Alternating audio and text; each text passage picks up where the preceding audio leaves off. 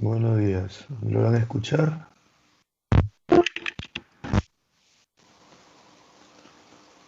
Sí, ¿no?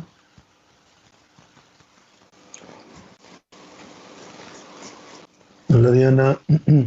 Hola Ashley. Hola Joaquín. Hola Armando. Gracias Diana. Hola Danilo. ¿Qué tal?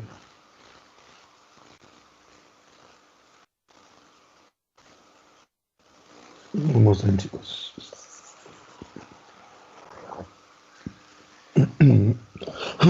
Vamos a ver hoy día Revolución Francesa. ¿Ya? Hay que déjeme. Hola Frank. Hola Odilon. Hola Ani. Que empalma con lo que vimos la semana pasada, que fue ilustración. Así que vamos a ver eso.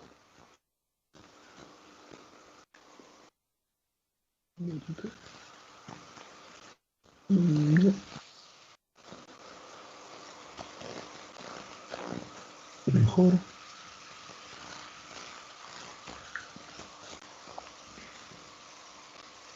Póngame algo, Juan Carlos.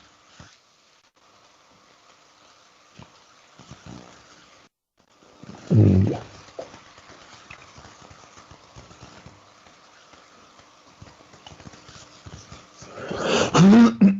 Revolución Francesa. ¿Está bien? Ahí tienes una serie de imágenes, no solamente relacionadas con la Revolución Francesa, sino con los periodos posteriores, que son, se supone que en el examen que ha venido, se supone, porque todavía no hay una versión oficial, ha venido una pregunta sobre imágenes, ¿no? Al menos la del día viernes, se supone. Hasta que no salga una versión oficial del examen, no estoy muy seguro. Que es la que tienes en la parte inferior derecha,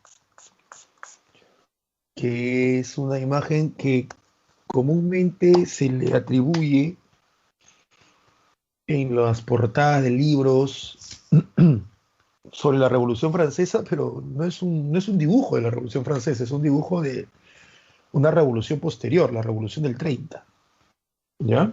No es de la Revolución Francesa, es de la Revolución del 30. La que tienes arriba, sí.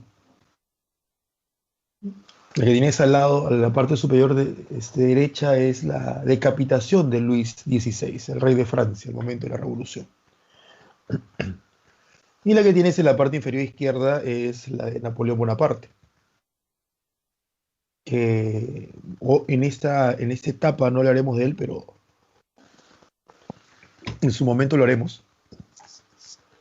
Y vamos a sacar muchos mitos sobre él, ¿no? El clásico mito de que era un hombre muy bajo, y no es verdad. Tanto es así que Robespierre, el famoso incorruptible, era mucho más bajo que él. Y nadie dice que Robespierre fuera pues un bajito, un enanito. Pero eso se ve en su momento. A ver, la Revolución Francesa, además de ser la revolución que inicia la edad contemporánea, a decir del historiador Hobsbawm, es la revolución o es el hecho que inicia el siglo XIX. Para este historiador, Eric Hobsbawm, el siglo XIX es un siglo largo. Ahora, te menciono a Hobsbawm, un historiador inglés. Voy a salir un rato de aquí para escribirte el apellido si es que lo deseas buscar o googlear en internet, obviamente más adelante, ¿no?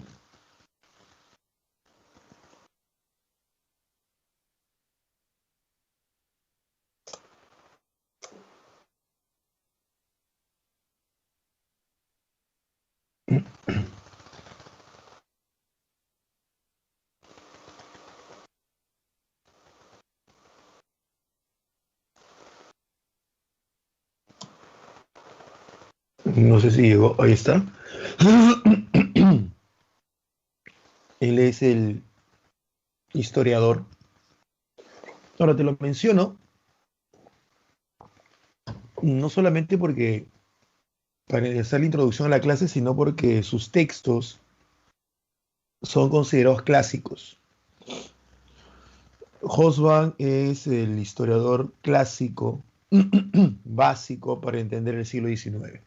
No es el único, no es el único. Ojo, vas a encontrar tal vez al momento que investigues, más adelante, no ahorita, al momento que investigues vas a encontrar que hay otros historiadores, ¿no? Pero él, me gusta compararlo como el Basadre, ¿ya? El Basadre de la historia universal, en ese sentido, para que veas la comparación. Y además, muchos textos del ministerio que entregan los colegios estatales tienen extractos de sus libros, muchos. Y San Marcos ha hecho muchas preguntas en los últimos 10 años sobre el siglo XIX basándose en libros de él. No solamente eso, sino que ha cogido fragmentos de su libro para hacer preguntas. Una clásica pregunta que vino hace años y que siempre se pone en las pre es ¿cuál es el gran logro de la Revolución Francesa? ¿Cuál es el gran logro? Y aquellos que no leyeron a Hobsbawm dirían, pues, acabar con el antiguo régimen. Aquellos que leyeron a Hobsbawm dirían, pues, que es el control político por parte de la burguesía. Y esa era la clave. Entonces, ese historiador puede ser criticado, pero nunca de manera de mala fe, sino porque siempre aparecen nuevas teorías, nuevos análisis. Perdón. Es como criticar a Basadre, ¿no? ¿Por qué lo llamaste república aristocrática? Cuando no son aristócratas, no son nobles los que gobiernan. Puedes tener a muchas personas criticando a Basadre, pero nadie, o como dicen tus amigos reggaetoneros, nadies, ¿no? Porque son varios, nadies, va a decir, pues, que Basadre no es una autoridad, aún después de muerto. Igual con Hobsbawm, que también está muerto. El texto en el cual los libros de secundaria se basan y en el cual San Marcos se basa es el primer texto que arranca su trilogía sobre el siglo XIX, que, como te dije, para él el siglo XIX comienza con la Revolución Francesa y termina con el inicio de la Primera Guerra Mundial. Si alguno de ustedes conoce un poco de historia, me dirá, profe, pero el siglo XIX para él está comenzando en 1789, que es cuando comienza la Revolución Francesa, y está terminando en 1914, que es cuando inicia la Primera Guerra Mundial. O sea, está agarrando 11 años del siglo XVIII y está chapando 14 años del siglo XX. O sea, al final ese siglo no debería ser siglo, debería 125 años. Sí. Sí. Entonces, como que un siglo. Lo que pasa es que aquí viene algo que sí, que se va repitiendo varias veces, ¿no? La historia y el historiador y la manera como se enseña historia ya no se sostiene únicamente en las fechas, en los datos. Esa era la forma de enseñar historia en el siglo XIX. Esa era la forma de enseñar historia durante la Revolución Francesa, imagínate. Fecha, dato, nombre. Donde el historiador solamente se basaba en el pasado por pasado, nada más. Donde se estudiaba a los grandes hombres, Napoleón, Hitler, y donde la historia solamente se centraba en batallas y se centraba en cuestiones políticas, nada más, ¿no? Batalla política, batalla política, batalla política, grandes hombres. Por eso que ese tipo de hacer historia abunda mucho en biografías, abunda mucho en batallas, ¿no? Algunos chicos todavía les queda en la cabeza eso, profe, explíquese la batalla de Waterloo. Ya. ¿Para qué? Para saber, pues. Ya, ¿y qué quieres saber? ¿Quieres saber por qué se dio la batalla y cuáles fueron las consecuencias? No, no, no, ¿cómo fue la batalla? ¿Para qué? Para saber, pues, por qué perdió Napoleón. Ah, bueno. ¿Cuántos cañones fueron? ¿No? Es una tontería, no tiene sentido eso. Eso está bien para la historia militar. Entonces, la nueva historia es distinta. El libro, ya para cerrar esto, es el primero de su trilogía y se llama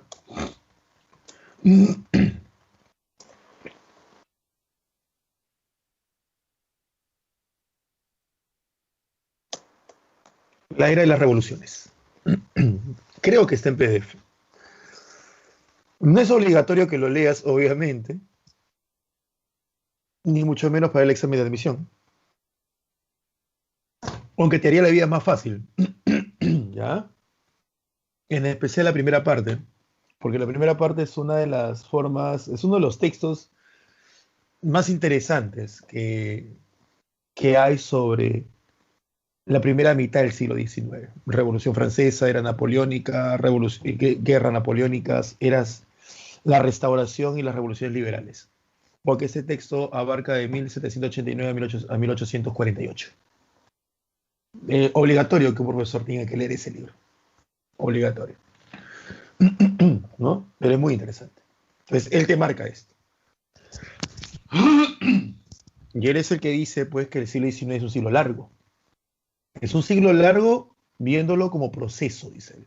Yo no puedo entender el siglo XIX si no entiendo la Revolución Francesa.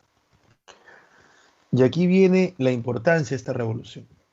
Esta revolución lleva a la práctica todo aquello que se vio en la Ilustración, todo aquello que la Ilustración propuso y que no fue atendido, todo aquello que la Revolución propuso y que no fue escuchado, la Revolución Francesa lo va a llevar a cabo.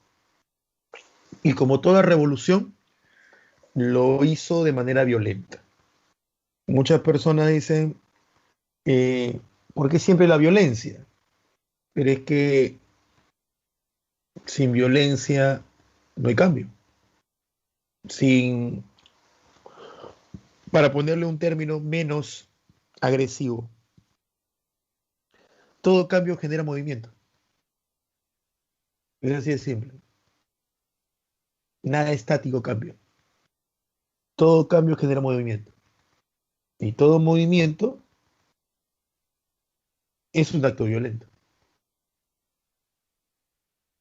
De una u otra forma es un acto violento. Y en el caso de la historia humana, obviamente, aunque suene redundante, las revoluciones vienen a acortar procesos. Lo que pudo haber demorado decenas de años o cientos de años, una revolución te lo realiza en menos de meses o en años cortos, ¿no? 10, como el caso de la Revolución Francesa, 10 años. Entonces, toda revolución, todo cambio tiene una violencia, tiene un movimiento incluido. Y la Revolución Francesa es el origen de la democracia moderna, de la democracia occidental moderna. Es el origen. Todo lo que tú conoces, como te dije la semana pasada, la idea de igualdad, la idea de derechos, de deberes, se lo debemos a ellos, a la Revolución Francesa. Porque el concepto de democracia nace aquí, tal cual tú y yo lo entendemos hoy. No democracia en su sentido puro, que nace en Grecia, en Atenas.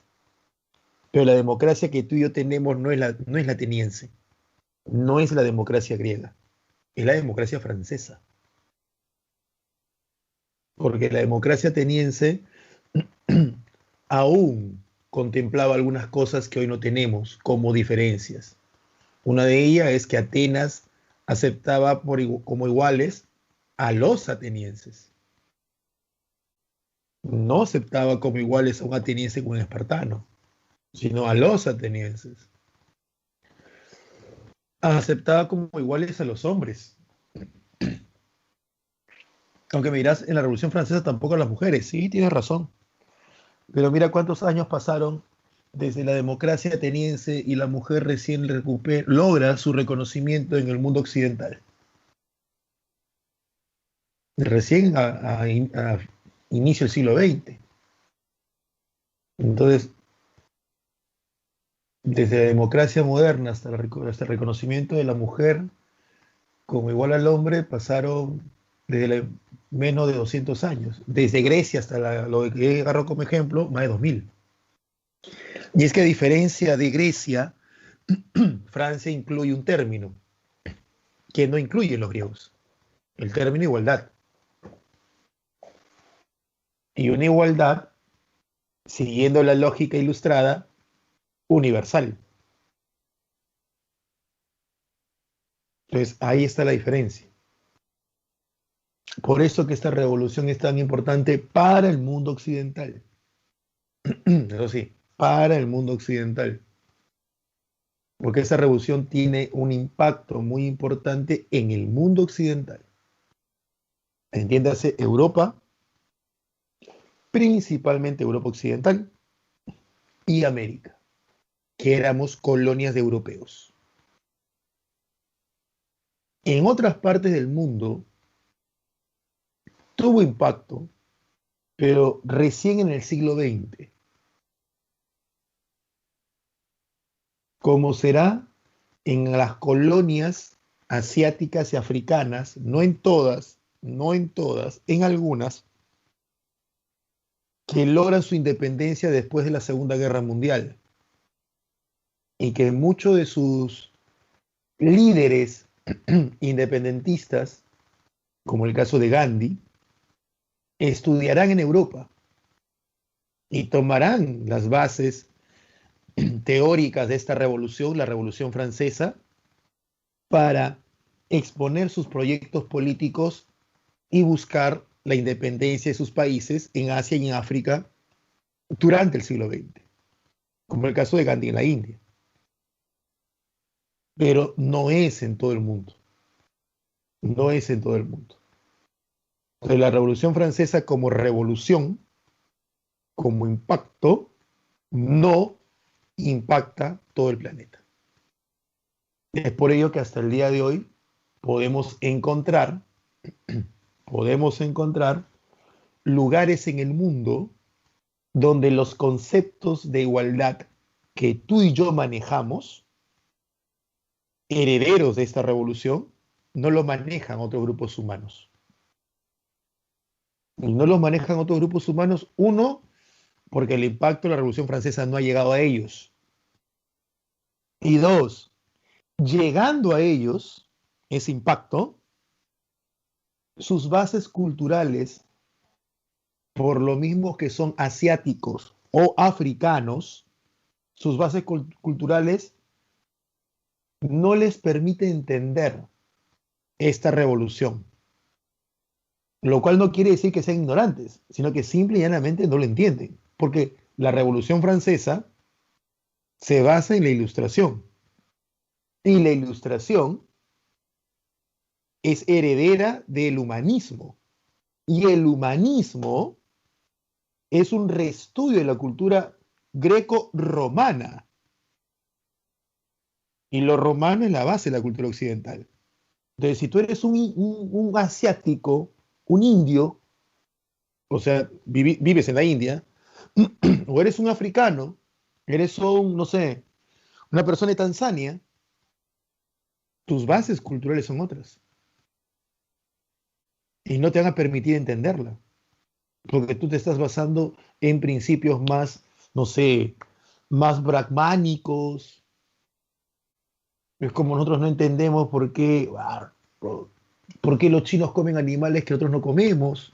Y no lo entendemos. ¿Por qué? Porque no tenemos sus bases culturales. ¿Entiendes? No tenemos sus bases culturales. No entendemos por qué ellos comen perro, comen gato, comen rata. Y los chinos dirán que son unos tontos ustedes los peruanos. Hay un montón de gente en Sudamérica que se muere de hambre y cría un perro. Mátelo y cómanselo. ¿Cómo es posible que tengas comida y no te la comas? Y prefieras morirte de hambre. solo por prejuicios y porque tienes trabas culturales que dicen que al perrito no se le come, si es comida al fin y al cabo, es carne al fin y al cabo. Y si te basas en cuestiones religiosas, los animales no tienen alma. No nos entenderían a nosotros, porque sus bases culturales son otras, igual que nosotros no lo entendemos a ellos, en algunos aspectos, porque nuestras bases culturales son otras. Entonces, para cerrar esta introducción tan larga, la Revolución Francesa o no ha llegado a esos países, de Asia y África principalmente, o de haber llegado, no es tomada completamente, porque los principios que mueven esta revolución se sostienen sobre bases culturales que no son las que comparten esos continentes. Conclusión, esta revolución no tiene efectos mundiales. No los tiene. ¿Sí? Y dejemos de ser, no lo digo por ustedes, sino que dejemos de ser una cultura prejuiciosa. Que todo aquel que no piensa como nosotros está mal. Eso es falso, eso es erróneo, es una falacia. Somos una de las generaciones, y me incluyo, tal vez más hipócritas que hay. Hablamos de igualdad, de independencia, hablamos no sé, de que si no crees, respeta, y somos los primeros en no respetar creencias ajenas. Es una generación muy curiosa la que estamos viviendo nosotros. La Revolución Francesa, ahí está, inicia la edad contemporánea, que es la edad en la cual hoy vivimos, que va desde la Revolución Francesa hasta el día de hoy. La Revolución Francesa es una revolución burguesa. Eso debes tenerlo bien claro. La Revolución Francesa es una revolución burguesa.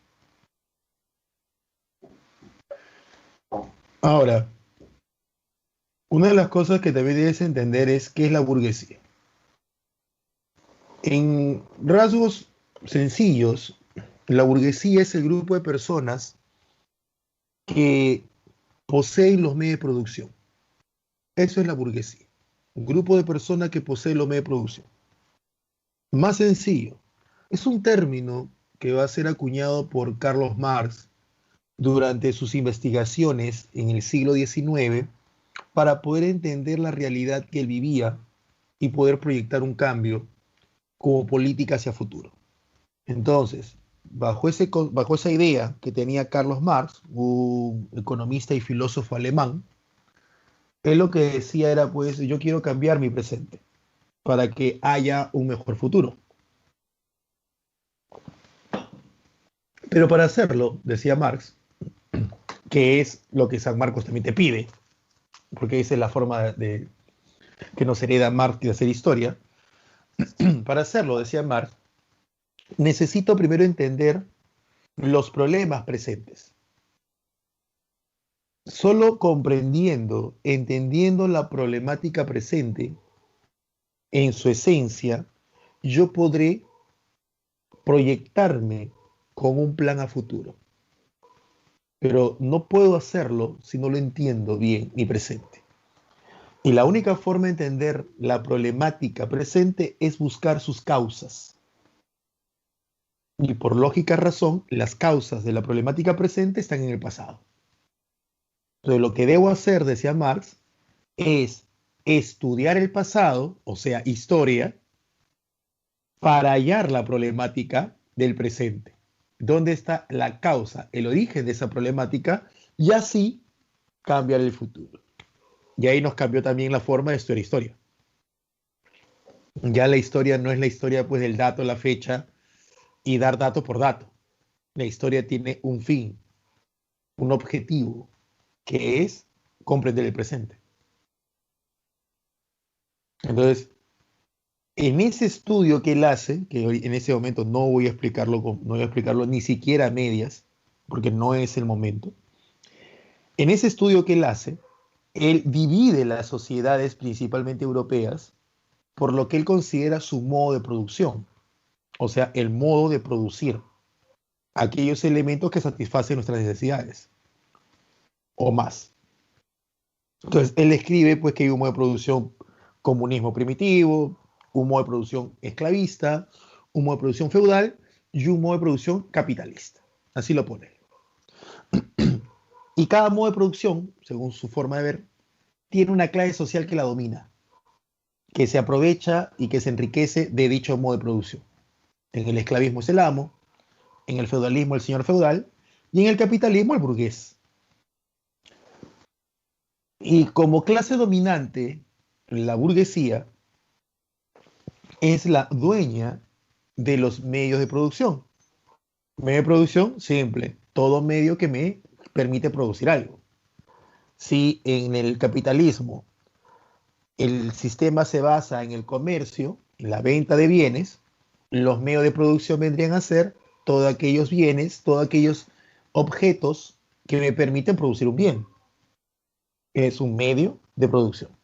Lo estoy haciendo de la manera más simple y sencilla, para no enredarte porque tiene muchos términos.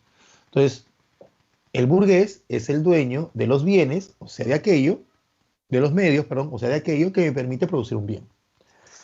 Si ya estamos en la revolución industrial, un medio que me permite producir, un medio de producción, vendría a ser las fábricas, las máquinas. El burgués es el dueño de ello. En resumen, es el rico, exacto, es el rico. Así de simple. Ahora, aquí nace una pregunta, ¿no? Y quiero que ustedes me ayuden con esto. Voy a ir al chat un rato, ¿ya? La pregunta sería esta, ¿no? ¿Ya? ¿De cuándo acá los ricos hacen revolución? ¿Y por qué los ricos no hacen revoluciones? ¿Qué creen ustedes? ¿A qué se debe que los ricos, por lo general, no hacen revoluciones? Estoy en el chat por si acaso. Aquí, como ustedes dicen, porque están tranquilos. Vamos, a lo socrático, mejórenlo. ¿Por qué los ricos no hacen revoluciones? Básense en mi pregunta, no en el tema. ¿Por qué los ricos no hacen revoluciones? Porque no gobiernan, pero los gobernantes no hacen la revolución. Bueno, porque no lo necesita, porque tienen poder y no les conviene perderlos, porque no gobiernan. Pero el gobernante, insisto, no hace las revoluciones, porque tienen alianzas. Puede ser, porque no están en el poder, porque pueden contratar, quizás.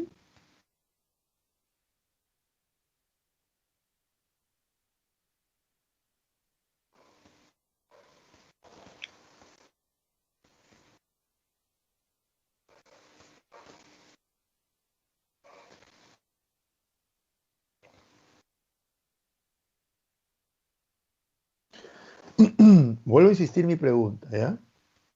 Está bien, escuchen acá. Vuelvo a insistir, escuchen, dejen de escribir. Ya, dejen de escribir. Y yo en ningún momento he dicho, ¿por qué los ricos franceses no hacen revolución? Yo he dicho, ¿por qué los ricos no hacen revolución? Mi pregunta es general. Mi pregunta es general. ¿Por qué en el mundo, ya voy a ser más específico, ¿ya? ¿Por qué en el mundo los ricos no hacen revoluciones? Y algunos me han respondido eso, ¿no? Como ahorita lo está haciendo como una de las personas de las tantas, Ashley, ¿no? Porque no tiene necesidades. Porque una revolución implica cambiar de manera radical y drástica algo que existe. Pero si aquello que existe me ha vuelto rico, me ha vuelto millonario, ¿para qué lo cambiaría?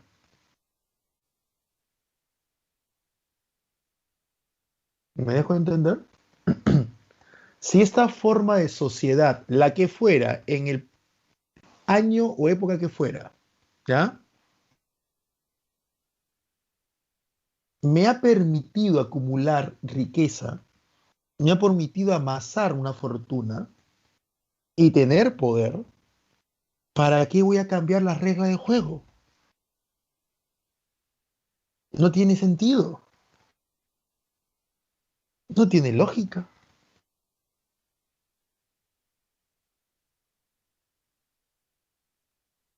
¿Me entiendes? Es como ahora, así como vemos que hay tanto aquí en academia, en colegio, obviamente hay las clases virtuales. Y casi en la mayoría de colegios particulares, por no decir en todos, estas clases virtuales se están grabando, así como esta se está grabando. ¿Ya? Se están grabando.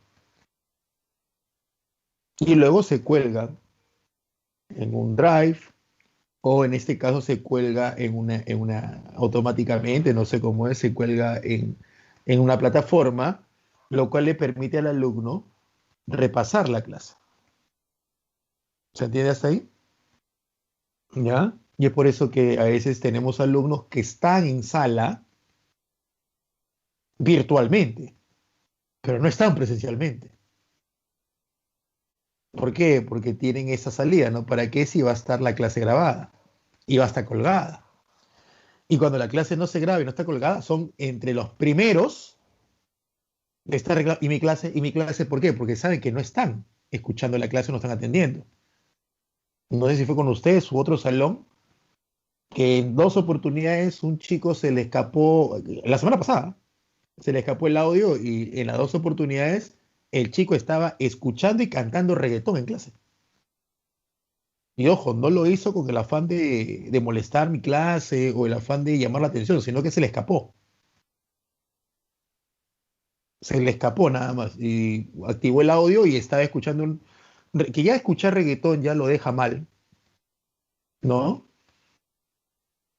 Ya escuchar reggaetón ya lo deja mal, ya debería no reproducirse, seamos sinceros, ¿no? No debería hacerle eso a la humanidad. Pero asumo que ese chico estará esperando pues que la clase sea grabada. Y en el colegio pasa lo mismo. Profe, la clase no sube, profe, la clase no sube. ¿Por qué? Porque ahora esta forma de educación o esta forma de enseñanza, ¿no? Le permite tanto al empeñoso como al que no lo es, ¿ya? Una salida. El empeñoso, que espero que sean los 105 que escuchan mi clase, es escuchar mi clase, atender mi clase y entenderla, y luego ir a la biblioteca y repasarla. Y al que no lo es, le permite estar con su computadora encendida y haciendo otra cosa. ¿Entiendes? Haciendo otra cosa. Es más, haciendo cosas realmente muy malas para la sociedad. Escuchar reggaetón.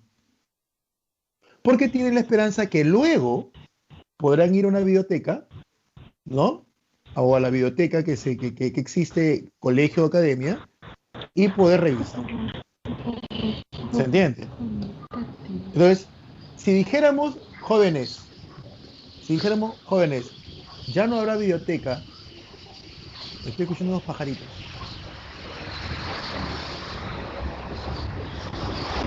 Rosy Alessandra Peñarrera, ¿quieres hacer algún comentario?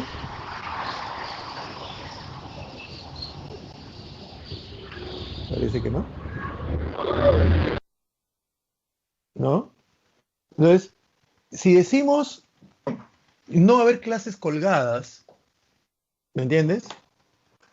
Se van a quejar todos ustedes que son empeñosos y profesor, pero ¿por qué queremos repasar? Pero te apuesto que también se van a quejar personas que están acostumbradas a entrar al salón, decir aquí estamos y se van. Entonces, no van a querer cambiar algo que los beneficia. La pregunta es, ¿por qué los ricos franceses sí quieren hacen una revolución? ¿Por qué rompen con esa idea de que los millonarios no lo harían? En este caso, como algunos ya adelantaron, es porque a estos ricos franceses les falta algo.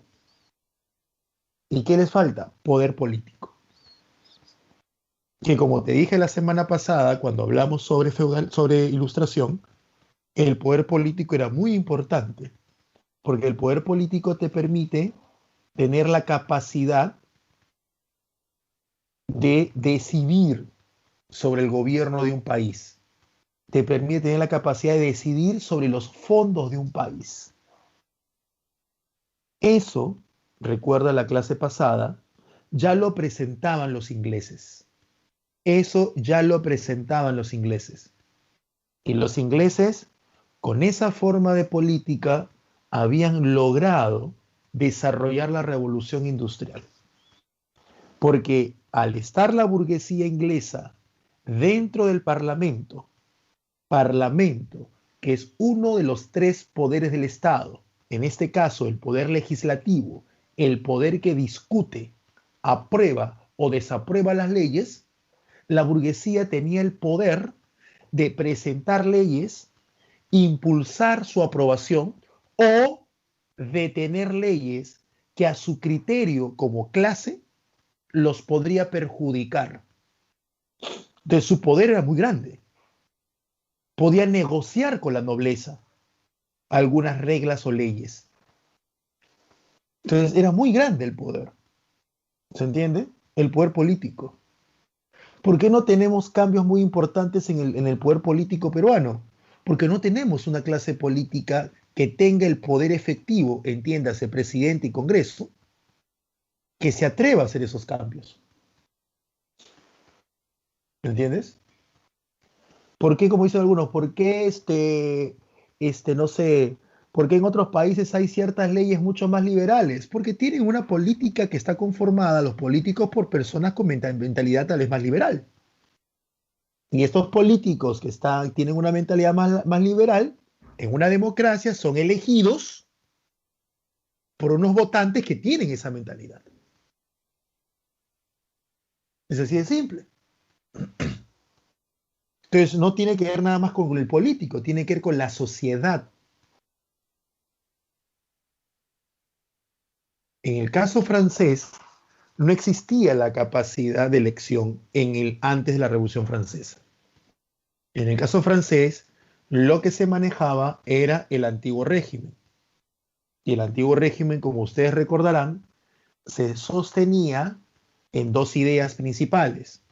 Una sociedad estamental, es decir, una sociedad que se basó en la división de los seres humanos de acuerdo a su origen, no a su economía, sino a su origen. Naciste noble, naciste para mandar, naciste no noble, eres pueblo, naciste para obedecer. No nos interesa que el noble tenga un sol en el bolsillo y que el pueblo tenga 10 millones en el bolsillo. No nos interesa. Eres noble, así tengas un sol, eres el capacitado para mandar. Eres pueblo, tengas 10 millones, vas a obedecer. Esa era la lógica de la sociedad estamental. Esa es su lógica. Y sobre esta base social se sostenía la idea política de que el rey, al estar en la cabeza de los nacidos para mandar, el rey gobernaba solo, el poder absolutista. En este caso, estos dos pilares impedían que el pueblo en general tuviera acceso al poder, tuviera capacidad de decisión. Y dentro del pueblo estaba la burguesía. Entonces la burguesía francesa eran personas con mucho poder económico, pero con cero poder político debido a una estructura social, la sociedad estamental, que venía arrastrando Francia desde el siglo VII. Tenemos una economía francesa basándose en el capitalismo mercantil, ¿no? Y que ya está desarrollando el capitalismo. Tenemos una economía francesa con una clase burguesa con mucho poder económico, pero que aún arrastraban instituciones sociales y forma de pensar de sociedad propia del feudalismo. Entonces todavía el capitalismo en Francia no se estaba desarrollando plenamente porque aún arrastraba algo del feudalismo. ¿Me entiendes? Entonces eso era una traba. Y la burguesía intentó acabar con esa traba a través de la Ilustración. Pero como no se pudo, lo van a hacer a través de la Revolución Francesa. Como dirían las abuelitas o las mamás, ¿no? Si no entiendes por las buenas, vas a entender por las malas. Por las buenas fue la Ilustración. ¿No entendiste? ya vas a entender por las malas. El palazo que te caía, esa es la Revolución Francesa. Y ahí vas a entender. Por eso se dice que es una revolución burguesa. ¿Qué buscaba la burguesía? Acceder al poder político. Eso es lo que buscaba. Ahora, ¿cuáles son las causas de esta revolución? La primera, económica. Tú toca bolsillo y olvídate, ¿eh? Ahí tocaste lo último. Toca bolsillo y tocaste lo último. Por eso que las peores peleas entre familias es por plata. Son las peores. La herencia, olvídate, se matan por eso. Porque ahí pues nos sale la parte muy humana, el egoísmo, ¿no? Lo que lleva a Francia a su peor crisis son los gastos militares. Contrario a lo que muchos creen, porque una cosa es lo que tú crees y otra cosa es lo que es. ¿Estamos de acuerdo? Una cosa es lo que tú crees y otra cosa es lo que es. Contrario a lo que muchos creen, los despilfarros, los bailes, el lujo de la corte de Versalles, esas personas que se pintaban la cara de blanco, usaban unas pelucas gigantescas, donde hasta colocaban mesas, sillas y muñecas, y no estoy bromeando, es así. Hay grabados de la época donde en las fiestas del siglo XVII y XVIII, las damas de alta sociedad francesa se aparecían con unos peinados que debían ser sostenidos por dos ayudantes o sirvientas, porque hasta colocaban pequeñas alas dentro de su peluca, en realidad eran pelucas, no era su cabello, ¿no? Que representaba una sala o un baile y colocaban muñecas ahí, ¿no? Y así salían a la calle. Uno diga, profesor, qué tremenda ridiculez es eso, ¿cómo se va a colocar eso? Ah, hay gente que compra pantalón nuevo que parece viejo y roto, imagínate, así que, ¿qué podemos pensar? En toda época ha habido seres humanos así. Y esos lujos, ese exceso que generaba gastos, es cierto, no era la causante de la crisis económica francesa. Por más que el rey hiciera fiestas todos los días, eso no quiebra un país. Lo que quebró el país fueron los gastos militares, que Francia se va a inmiscuir en campañas militares, en guerras, que no van a resultar económicamente rentables, porque una guerra es un negocio. Un ejemplo, la guerra de los 7 años. Guerra en la cual Francia se enfrenta a Inglaterra y pierde. Entonces, como en algún momento te he dicho, ¿no? Entrar en una guerra es una inversión, porque vas a aumentar el número de soldados que comúnmente tienes en paz, lo aumentas. Y a veces hasta lo quintuplicas. Y los soldados cobran un sueldo. Entonces quintuplicas el salario, en el sentido de cantidad de salario que vas a pagar. Ese es uno. Dos, a medida que la tecnología va avanzando, se hace mucho más costoso, porque una cosa es darle espadas a un soldado y vaya a pelear con su espada. Y otra cosa es utilizar arcabuz. El arcabuz de por sí ya tiene muchos elementos que si uno de ellos se sale, ya el arma no sirve. Repuestos. El plomo de las balas. La pólvora que impulsa la bala. ¿Entiendes? Y esos son gastos. Si mueves un ejército de 500.000 de seres humanos, debes tener 500.000 de raciones de alimento diario. Esto es solo si comen una vez al día.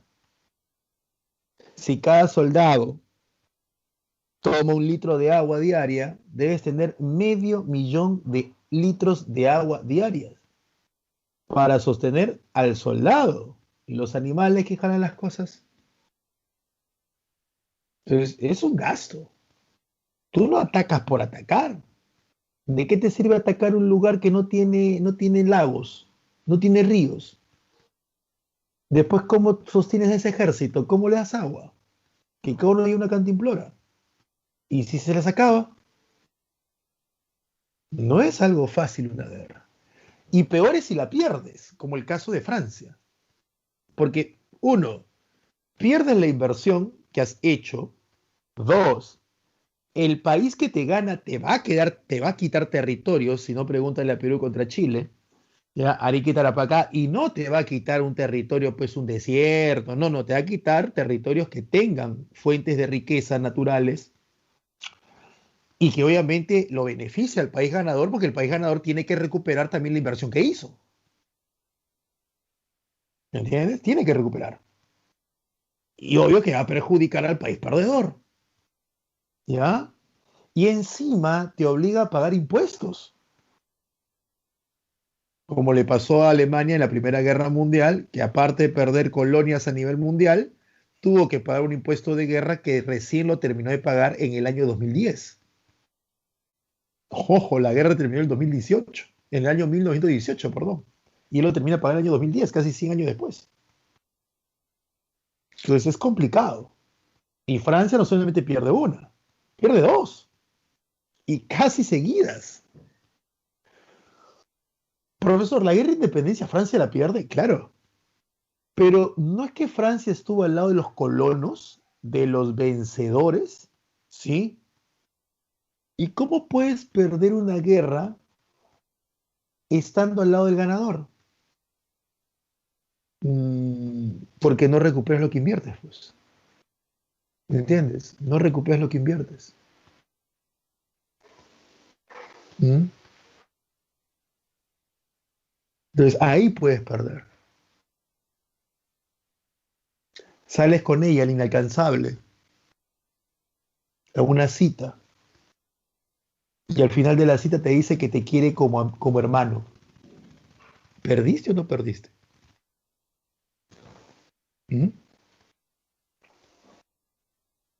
¿Me entiendes? Por aquí alguna chica, mira, profesor, tampoco sea tan cerdo machista. No quiere decir que salgamos con un chico, automáticamente vamos a estar con él o tenemos que hacer. Obviamente que no, obviamente que no. Pero pone el parche al inicio, pues. El pobre muchacho se ilusiona. Entonces sí se pierde una guerra, aún estando en el bando ganador, porque no recuperas la inversión. Danilo me dice, la guerra de Armenia-Azerbaiyán es una guerra solo por tierras. No, porque hay que entender Danilo creo que ha sido, habría que entender qué importancia tiene para ellos esas tierras. Si son tierras cultivables, si su economía se maneja principalmente bajo la agricultura, no es una pelea sin sentido. Una pelea sin sentido, Danilo, sería que iniciáramos la guerra a Chile solamente por el Huáscar. Eso sería una estupidez total. Eso sí es una total estupidez.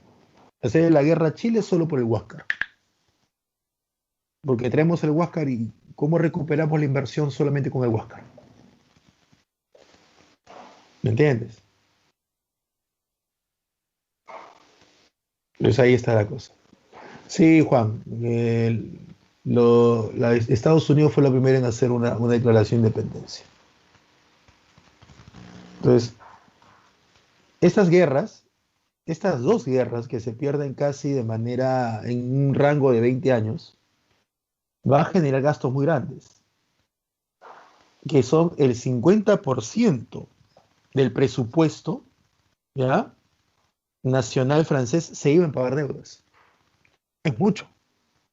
Es mucho porque al final el presupuesto debe gastarse en otras cosas. Entonces, que el 50% líquido se vayan a pagar deudas y no en invertirlo en el país es mucho. Y esto quebró a Francia. Esto hizo que Francia estuviera endeudada 80 años. Viene la crisis climática, ¿no? Tras cuernos palos. Una sequía enorme que se va a dar en Francia. En realidad en Europa. En realidad en Europa. A eso hay que agregarle que hubo en el siglo XVIII, que es el siglo que sea la revolución, va a haber una explosión demográfica. ¿Cómo es eso? Mucha gente. Francia, que era un país muy poblado, para que te des una idea de la cantidad de población que tenía Francia, Inglaterra, que era una potencia mundial ya para la época de la Revolución Francesa, Inglaterra como potencia mundial, su población no pasaba de los 10 millones de habitantes.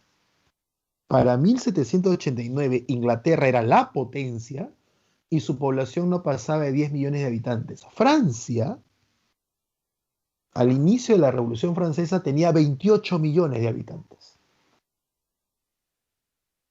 Si tienes mucha gente y pocos recursos y una pésima administración, vas a tener mucha hambruna, mucha pobreza. Y mucha pobreza vas a tener una revolución o muchos problemas como gobernante. Entonces, si tienes un pésimo gobierno, una pésima administración, porque el 50% de deudas demuestra que estás pésimamente administrando tu país, y a eso le sumas una crisis climática que va a echarse abajo las cosechas, y tienes poca capacidad económica para poder suplir esa ausencia de productos de campo y mucha gente que se está muriendo de hambre, chicos, tienes una revolución en puertas. De hecho, tienes una revolución en puertas. Y el despilfarro en la corte de Versalles. Profesor, pero si usted al inicio dijo que el despilfarro no podía ser causante de la crisis económica, si al final era muy poco. Sí, la Corte de Versalles gastaba más o menos el 3% del presupuesto nacional, que no sirve para quebrarte, pero si le sumas a todos los gastos y a toda la incapacidad económica que tenían sus gobernantes, sí genera una crisis. Genera una crisis, ¿por qué? Porque gastar el 3% de un presupuesto en una familia es mucho. No te quiebra en condiciones normales, pero Francia no está pasando condiciones normales. Entonces, ese 3% es mucho. Uno, y dos, políticamente es incorrecto. Porque si bien es cierto, si el rey de Francia dejara de hacer fiestas y su presupuesto lo pasara al Estado, créeme que Francia seguiría pésimamente, seguiría quebrada. Porque el problema de Francia es que la han manejado mal y la han llevado a una quiebra. Pero al menos harías un gesto político. Al menos tu pueblo vería que tu rey se priva de algunos lujos y excesos que, si bien es cierto no me va a sacar de la crisis, al menos veo que el rey tiene cierta empatía hacia su pueblo. ¿Me entiendes? Entonces, ese gesto político es muy importante en época de crisis. Pero si el rey, además que su pueblo se muere de hambre, él va a seguir teniendo su vida como si nada hubiera pasado, como diciendo yo aquí no me perjudico, y es el rey la cabeza de la clase gobernante que ha llevado a Francia a la quiebra, y ni el rey ni la clase gobernante incapaz van a ajustarse el cinturón o sufrir las consecuencias. Entonces, ese gesto político negativo va a hacer que la cólera, el odio y que el sentimiento de levantarse se haga mucho más evidente. Eso es lo que va a pasar. Por eso es que nace esa famosa leyenda, porque nadie ha podido certificar y comprobar que así haya sido, de que María Antonieta dijo, si no tienen pan, que coman tortas, demostrando el total desconocimiento de la vida de sus súbditos, creyendo que si la gente no tenía pan, podía comer algún pastelillo, alguna torta, cuando en realidad pan era lo más básico de alimentación que podía tener una persona del pueblo. Si no hay pan, quiere decir que no hay nada. ¿No? Pero nadie ha podido demostrar de que María Antonieta haya dicho eso. Nadie. El absolutismo del rey, bueno, eso ya tiene que ver con lo que hemos explicado o con lo que he explicado acerca del antiguo régimen, ¿no? Aparte de eso, Luis XVI era totalmente incapaz. Era un tipo que no debió gobernar en realidad. No era para gobernar. No sé qué palabra podría utilizar sin que se ofendan algunos, ¿no? Porque ahora todo ofende. ¿Ya? Pero era un incapaz. totalmente. Él podía ser una buena persona, dicen muchos, era muy tranquilo, era buena gente, ¿no? Pero no era, pues, para gobernar. No era para gobernar. El deseo de la burguesía francesa por participar del gobierno, ya te he dicho, ¿no? Eso lo hemos visto en Ilustración, que tienen como ejemplo a los ingleses. La independencia de las 13 colonias, en este caso, sería como un ejemplo de independencia. En el primer caso, que está en rojo, tiene que ver con los gastos. Pero en este caso, aquí, tiene que ver con la idea de que las 13 colonias demuestran al mundo occidental de que sí se pueden independizarse.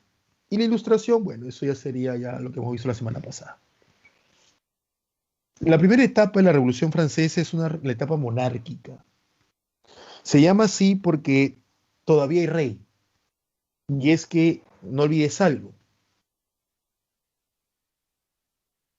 La mayoría de los ilustrados, que son la base teórica de la Revolución Francesa, la mayoría de los ilustrados propone como forma de gobierno una monarquía constitucional. O sea, ellos no proponen una república.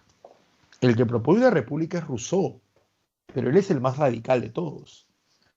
Lo normal era tener una monarquía constitucional, porque estaban imitando a los ingleses. Y es que Inglaterra, insisto, para 1789, Inglaterra era la potencia más grande de ese momento, debido al desarrollo de su revolución industrial. Entonces, la lógica es, yo imito a aquello que funciona. Para 1789, Inglaterra como potencia tenía como forma de gobierno una monarquía constitucional. Para ese mismo año, el único país del planeta que tenía una república, entre comillas, era las 13 colonias, pero que no hacía poco, no hacía ni 7 años que había logrado su independencia, porque el acta de independencia se firma en 1783. Entonces, ¿cómo me arriesgo? ¿Cómo me arriesgo a asumir una forma de gobierno que recién se está aplicando y que no sabemos a ciencia cierta cuáles serán sus logros o las consecuencias de lo que están haciendo? Mejor me aseguro con lo que funciona, que era la monarquía constitucional. Por ahí la duda podría venir, ¿no? Pero si, profesor, si los franceses quieren una democracia con la idea de igualdad y división de poderes, ¿cómo van a mantener un rey? Es que sí se puede, porque los pilares fundamentales de la democracia, como lo veían los franceses, eran igualdad y división de poderes. Mientras todos tengamos los mismos derechos y no me estén separando por mi origen o nacimiento, y mientras todos tengamos acceso al poder político o capacidad de elegir a nuestros representantes, y que los electos por el pueblo o los provenientes del pueblo estén en uno de los poderes del Estado existentes debido a la división, no importa que haya un rey, porque ese rey, uno, tiene los mismos derechos y deberes que todos por la idea de igualdad. Y dos, ese rey no gobierna solo, ya que existe una división de poderes y en uno de los poderes del Estado está la participación directa del pueblo por votación y por elección. Entonces, así haya un rey, hay democracia, porque se están cumpliendo con estos dos principios, igualdad y división de poderes. Así que no es incompatible el hecho de que la burguesía sostenga una monarquía constitucional en Francia, aun cuando ella pide democracia. Porque lo que la burguesía está pidiendo es participación en el poder político y en la toma de decisión, obviamente. Y la forma como lo hace es a través de una monarquía constitucional que venía funcionando en Inglaterra. ¿Se entiende? Ahora vas a comprender a don José de San Martín porque él también quería lo mismo. ¿Ya? Entonces, la etapa monárquica es la etapa donde va a haber un rey aún.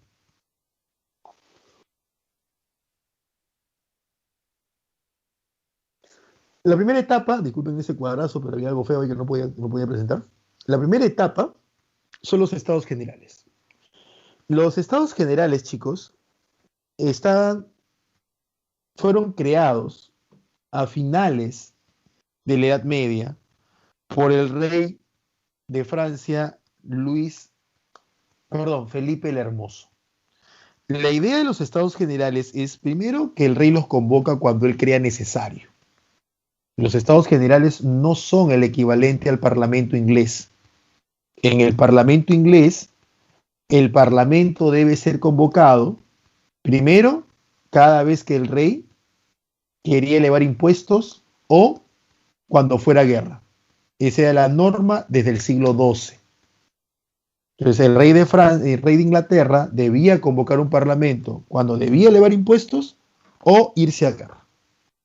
A partir del siglo XVII, específicamente de 1688, el parlamento inglés se convocaba solo y se convocaba todos los años.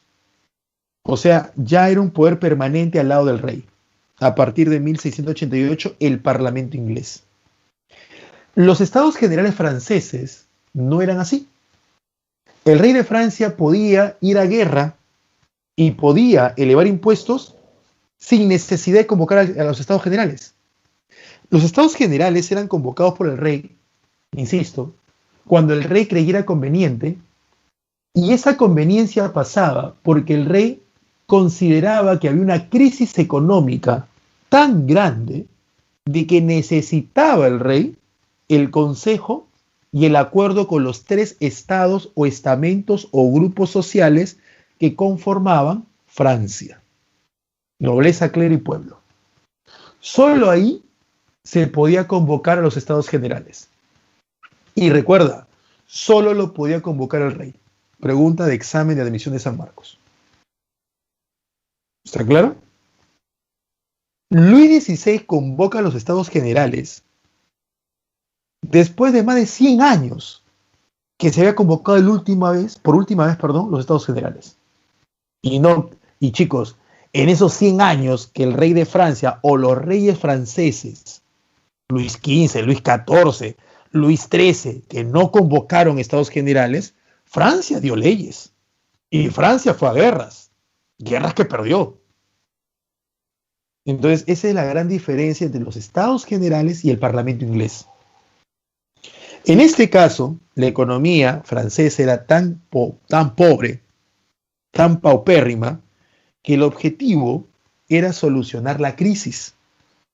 Ya el rey de Francia no podía. Aparte que el rey de Francia, pues, como te dije, probablemente había sido buena gente, pero era una persona débil de criterio, débil de carácter. Siempre repetía lo último que le decían, ¿no? Lo último que le aconsejaban, entre comillas. Era muy manipulable. Muy manipulable. Era el rey de Francia. ¿Y cuál era la solución según ellos? Elevar impuestos. Y aquí viene el problema. Primero, tenemos que la nobleza envía 300 miembros. El clero 300 y el estado llano o tercer estado o pueblo envía 600. ¿Está bien? Pero mira esto. La nobleza y el clero, junto con la monarquía, sumados eran el 3% de la población. Los dos, sumados eran el 3%. O sea, eran el 3% de 28 millones de habitantes. Tenían el 100% del poder político. Es decir, ellos son los directos responsables de la crisis que está viviendo Francia. Porque ellos son los que gobiernan Francia. Por lo tanto, si Francia está en crisis es porque alguien los gobernó mal. ¿Quién? Ellos. Totalmente identificables los responsables de esta crisis. Y pagan el 0% de impuestos. O sea, ellos meten la pata, ellos llevan a Francia a la quiebra, y la solución que presentan, ni siquiera esta solución hace que ellos sean perjudicados. Porque lo que están pidiendo para sacar a Francia de la crisis es elevar impuestos que ellos no van a pagar. Ellos piden elevar impuestos para sacar a Francia de la crisis que ellos metieron a Francia. chicos, aquí cae a pelo la frase, ¿no? El famoso elogio a Jáuregui, que obviamente es después de esto, ¿no?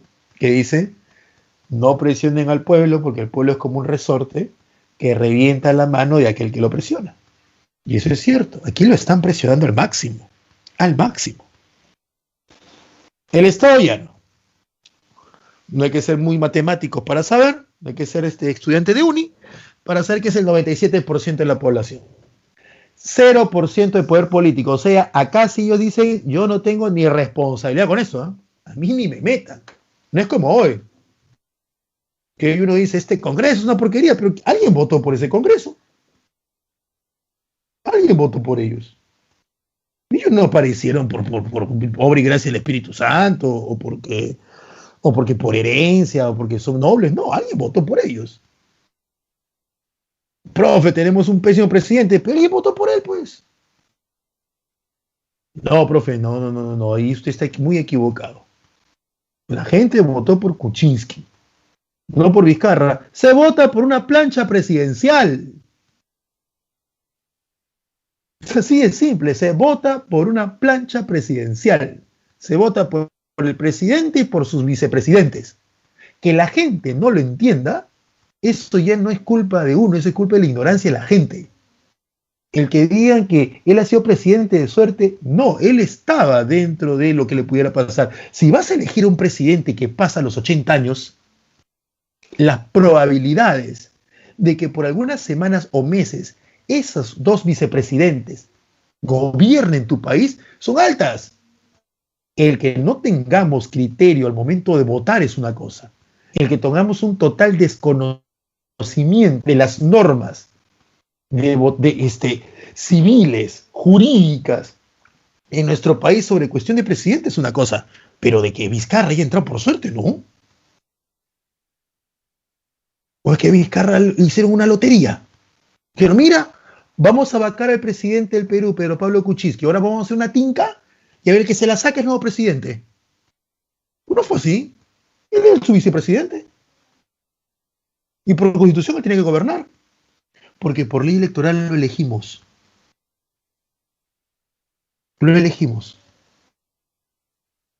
Así que cada vez que yo escucho que alguien dice no es el presidente de suerte, me demuestra la total ignorancia de esa persona. En este caso, este pueblo sí puede decir, a mí no me metan en la responsabilidad. Si yo no gobierno, si a mí no me dejan gobernar. Ah, pero quieren que yo pague todo. Estos también chistosos. Estos sí también equivocados de su vida. Ahí está el punto. Lo que hace la burguesía, que está dentro del grupo de los 600, es decir, ¿por qué nosotros vamos a pagar más impuestos por algo que nosotros no tenemos la culpa? 1, 2. ¿Por qué los responsables no asumen su responsabilidad? Y 3, ¿ya? El problema no son los impuestos, el problema es la forma de gobierno. Ustedes gobiernan mal. Así que lo que queremos es que haya un cambio en la forma de gobierno. Ahí es donde la burguesía propone cambiar el antiguo régimen por una sociedad de igualdad y de división de poderes. Y ahí comienza el problema. Por ahí comienza el problema. ¿Cómo se va a votar por ello? ¿Por Estado o por individuo? Si era por Estado, son dos Estados contra uno. Nobleza y clero, que no quieren perder privilegios, obviamente votarían en contra de la propuesta del pueblo. Y el pueblo votaría a favor. 2 contra 1. Pero el pueblo decía, espera. ¿Cómo el 3% va a tener 2 votos y el 97% va a tener 1? Ustedes no saben matemáticas, no saben sumar. ¿Qué tienen? Escucha el reggaetón. ¿Qué le pasa? Y ahí comienza el famoso problema del voto. ¿Cómo se vota? ¿Por Estado o por individuo? Tú dirás, profe, ojo, obvio, por Estado, por individuo, perdón. Pero es que viene un problema. Si yo voto por individuo, la nobleza que decía, yo ya estaría asumiendo que hay igualdad. Entonces, ¿para qué voy a votar el cambio en la forma de gobierno si en la votación ya estoy asumiendo que ya hubo un cambio? ¿Me entiendes? Es como que yo voté por algo, ¿no? Vamos a votar porque las mujeres tengan derechos? Un ejemplo, hace 100 años atrás. ¿Vamos a votar porque las mujeres tengan derechos o no los tengan? Ya, listo, vamos a votar ya. Pero ojo, que voten las mujeres. Pero no tiene lógica, pues. Si recién vamos a votar los derechos de la mujer, ¿cómo la mujer va a votar? Porque al hacerlo ya estamos reconociéndole derechos. ¿Me entiendes? En este caso, si es que esto es una comparación hace 100 años, pues, ahí estaba el problema. ¿Qué hacen? Rompen con los estados nacionales, los estados generales. Dijeron, ¿sabes qué? No, ni más. Ni más, con esta gente no se puede, dijo el pueblo. Vamos a juntarnos. Y crean la famosa Asamblea Nacional, donde solo se reúne el tercer estado, con algunos miembros del clero y la nobleza que van a estar a su lado. Y hacen, ellos juran no separarse hasta darle a Francia una constitución. Juramento que sí cumplen, no como tu ex que te juró amar toda la vida y mira tú, llegó la cuarentena y aquí estamos. En la Asamblea Constituyente se va a realizar la famosa toma de la Bastilla. La Asamblea Constituyente, como tu mismo nombre lo dice, tiene por objetivo establecer la Constitución. Porque la Asamblea Nacional, que dijo, nos juntamos y no nos separamos, dale Francia una Constitución. ¿Qué quiere decir eso? Vamos a cambiar la forma de gobierno. La toma de la Bastilla es un símbolo de absolutismo y es un polvorín. La Bastilla era eso. Aparte que en la Bastilla había comida. Y el día de la toma, el 14 de julio, la gente pasaba por mucha hambre. Entonces los sans-culottes, la gente pobre de París, los famosos sin calzones, que no sabían ni leer ni escribir, créeme que esa gente va a la Bastilla, no porque se ponga en el plan político de que sí, vamos a tomar la Bastilla, porque yo que leía a Robespierre, yo que leía a Montesquieu, no, esa gente la tiene clara. Hoy me levanté con hambre, fui a hacer mi colita para comprar un pedazo de pan que lo vamos a partir entre 5, y el pan cuesta el salario de un año. O sea, ni siquiera para un pan tengo. Me muero de hambre y no hay comida. Estoy molesto. Critico al rey. Y digo, en esa Bastilla hay soldados que engordan con estos impuestos, comiendo bien. ¿Por qué? Porque en la Bastilla hay comida. O sea, es algo mucho más básico que decir, no, profe, toman la Bastilla porque es un símbolo del absolutismo. ¿Tú crees que esta gente que no sabe ni leer ni escribir en su vida, pues un colegio que ni existía en esa época, ¿tú crees que se van a poner a tener criterios políticos y cuestiones muy ideológicas un día como 14 de julio donde están que se mueren de hambre? No puede, se va por algo más básico. ¿Tenemos hambre? Hay comida. Vamos, pues. Es simple, yo no voy a permitir pues, ver que mis hijos o mi hijo se muera de hambre solamente porque el rey maneja mal el gobierno. Y la comida está ahí, al alcance. Ahora, la Bastilla era una fortaleza. Y los burgueses, para proteger esta idea de la Asamblea Constituyente, habían creado la Guardia Nacional. Y la Guardia Nacional necesita armas. Y necesita principalmente pólvora. Y en la Bastilla había pólvora. Entonces, se junta hambre y necesidad, porque me entiendes. El hambre son los sans-culottes, la necesidad son los guardias, la Guardia Nacional. ¿Tú qué tienes? Hambre, quiero comida, ahí hay comida. ¿Yo qué quiero? Polvorín, pólvora, ahí hay pólvora. Vamos, pues nos juntamos. Y se tumbaron la Bastilla. Así fue. Y de pasadita liberaron a los presos. Suena menos heroico, suena, ¿no?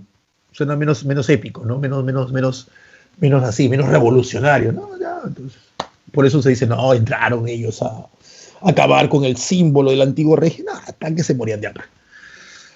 Se da la Declaración de los Derechos del Hombre Ciudadano, que marca el fin del feudalismo, porque por primera vez se habla de que los hombres tienen derechos, y se habla ya no de siervos y señores, sino de hombres y ciudadanos. Se da la Constitución Civil del Clero, donde al clero se le obliga a jurar por la revolución, ya que antes la iglesia siempre había apoyado a los señores feudales, y se expropia la tierra de la iglesia, o sea, pasa al Estado. Traslado de la familia real desde Versalles hasta las Tullerías. Versalles queda fuera de París para que no se vaya. El Gran Miedo, que es el momento donde la gente del campo, porque la revolución fue en ciudad, ojo, la revolución es urbana, es ciudad, no campo. La gente del campo tiene noticias segmentadas, distorsionadas, teléfono malogrado. Entonces la gente comienza a tener un gran temor porque no sabe qué está pasando y le comienza a meter cuchillo a todo lo que se mueva que no conozca. Eso se llama el gran miedo. No lo confundan con el gobierno del terror, que es otra cosa. El rey trata de fugar, lo encuentran, más al lado del rey. Se da la matanza del campo de Marte, donde la Guardia Nacional tiene que abrir fuego contra el pueblo que quería conversar, entre comillas, con el rey, y se firma la Constitución. Con una Constitución ya firmada, se crea la Asamblea Legislativa, que esta sí es como un parlamento, pero aquí sale la nueva división social. Solo vota los que pagan impuestos, exclusión de los pobres. Antes, lo que dividía a las personas era o naciste para mandar o naciste para obedecer. Ahora lo que te divide es o tienes dinero o no tienes dinero. Por eso es que hoy día la gente no quiere ser un príncipe azul ni un rey. Ahora la gente que quiere ser un millonario. Tus símbolos no son las personas que tienen títulos nobles. Tus símbolos son las personas que tienen dinero. Tus íconos, ¿no? El boxeador, el futbolista, ¿no? El cantante. ¿Me entiendes? Porque ahora la nueva forma de división social es el dinero. Y ahora aparece una monarquía constitucional, una constitución, con el rey a la cabeza, poder ejecutivo, y la asamblea legislativa con poder legislativo, donde tendrás a la nobleza y a la burguesía. Listo, chicos, paso a aquí para algunas preguntas. ¿Ya?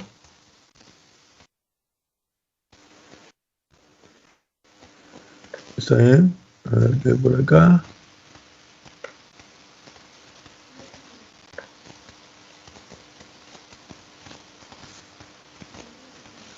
A ver qué hay acá. Un voto por ese congreso, lo vendieron los Tupper, el peruano nunca aprende, y lo desechan como vasitos, es verdad, con plata, usaron hack. En momento 15 donaciones feministas, no entendí esa parte, a saquear la pandemia. Sí, San es sí.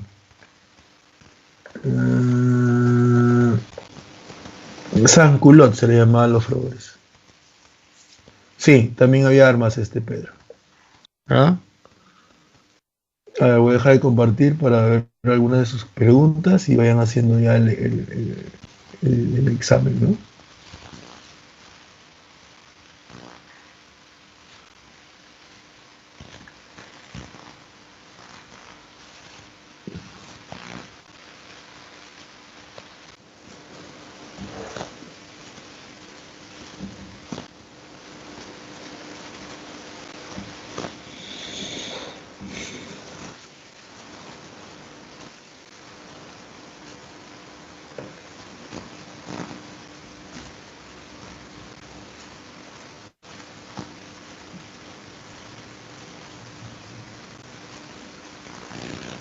No lleva ese, José, no te hagas problemas.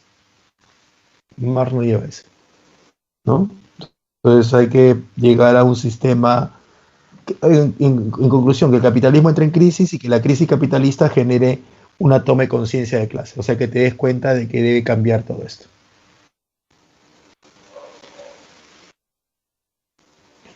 Pero, Juan, ¿qué es lo que proponía la burguesía? La burguesía quiere llegar al poder. ¿Qué evitaba que llegara al poder? El antiguo régimen. Y como le dije, el antiguo régimen se basa en dos pilares. Si la burguesía quiere acabar con el antiguo régimen, debe acabar con esos dos pilares. Y esos dos pilares, una vez que han sido acabados, deben ser reemplazados por otros dos más. Entonces, la pregunta es, ¿esos dos pilares eran económicos, políticos, sociales, ideológicos, culturales, etc., etc., etc.? Ahí está la clave de la práctica que están haciendo.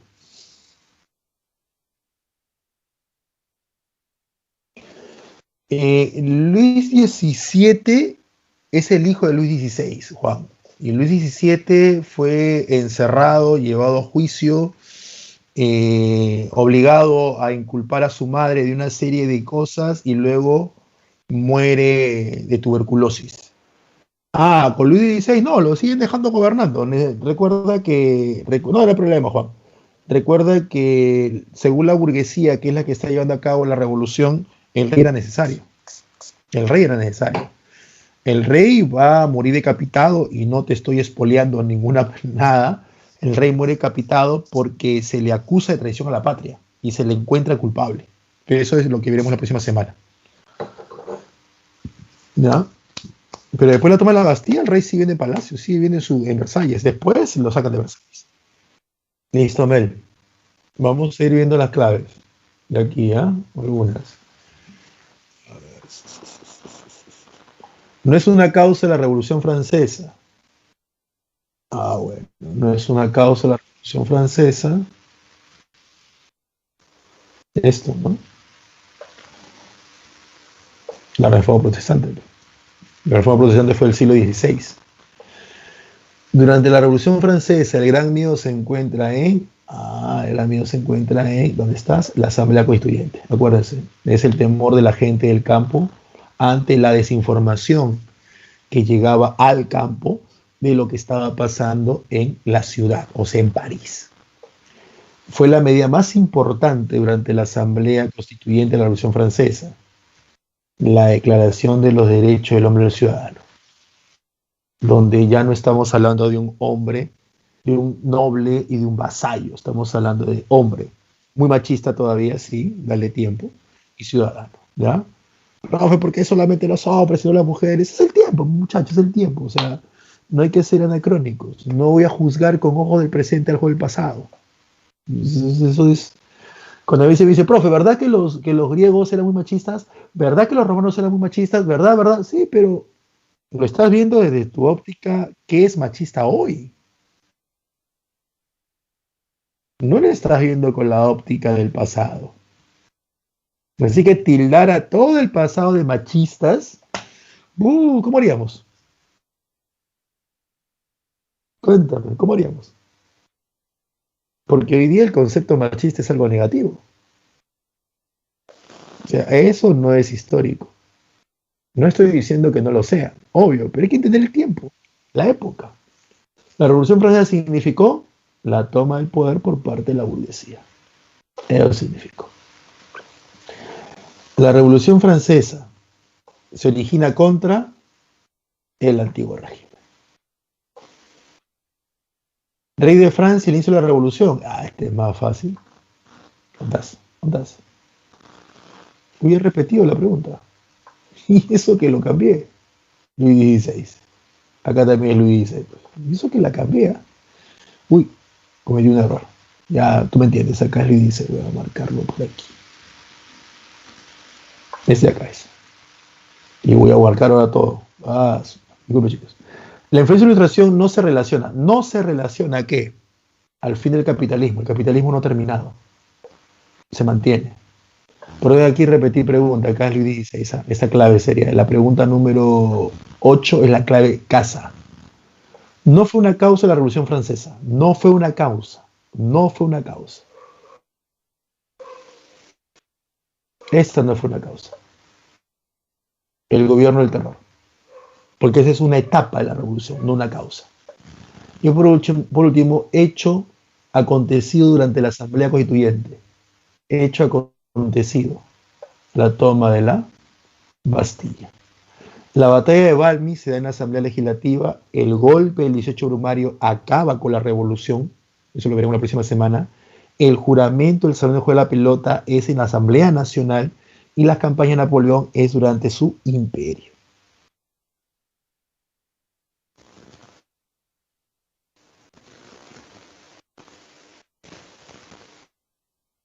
Me dice el profe. Para muchos sí, Diana. El capitalismo en la actualidad está en crisis para muchos. Sí. ¿No? Prueba de ello es que vemos muchas cosas que podríamos verlo como cambios, pero que tienen que ver con la crisis del sistema capitalista.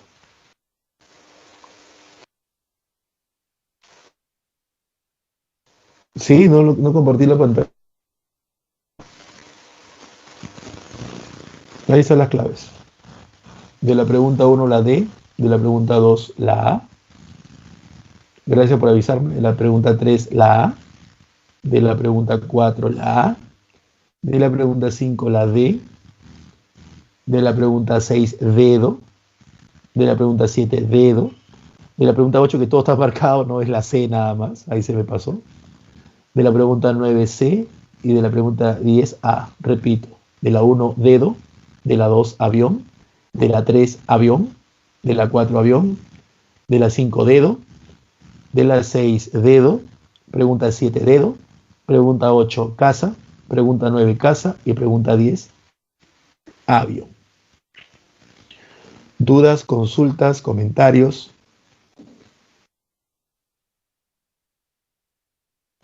Pedro, en la etapa monárquica, y eso es pregunta, creo, ¿no? En la etapa monárquica solo son dos los que atacan.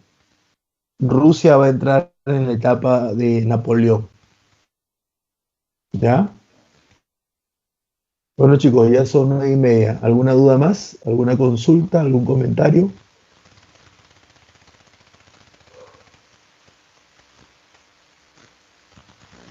Gracias, lo hizo Pedro.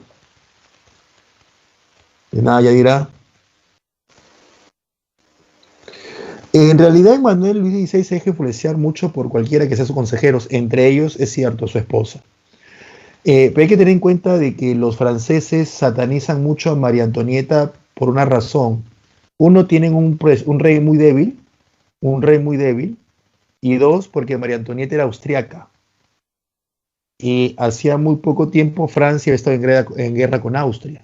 Entonces, tener una reina austriaca en 1789 es el equivalente a tener una primera dama chilena a final del siglo XIX.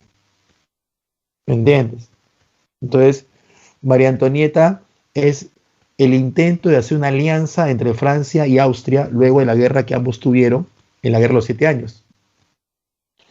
Pero con un rey tan débil, se notaba que la que mandaba era María Antonieta. Y encima que María Antonieta tenía ya el prejuicio de los franceses por ser austriaca, olvídate, pues, ¿no? Ahí está el por qué se le ha visto tan mal a María Antonieta de forma histórica, se le ha acusado de tantas desgracias en Francia de manera injusta, y obviamente pues esa visión donde la mujer o es sumisa o es mala, ¿no? Una visión que aquí sí cabría pues machista, ¿no? Algo así, algo así. Tenía que ser Lucho, no entiendo, Manuel. Pero bueno, chicos, entonces ya nos vemos la próxima semana. Si no es que no tienen más preguntas, dudas, espero que hayan entendido la clase. ¿Saben? Listo, cuídense bastante. Ah, por Luis, ahí ya lo entendía. Chao, Katy, chao, Manuel, chao, Pedro.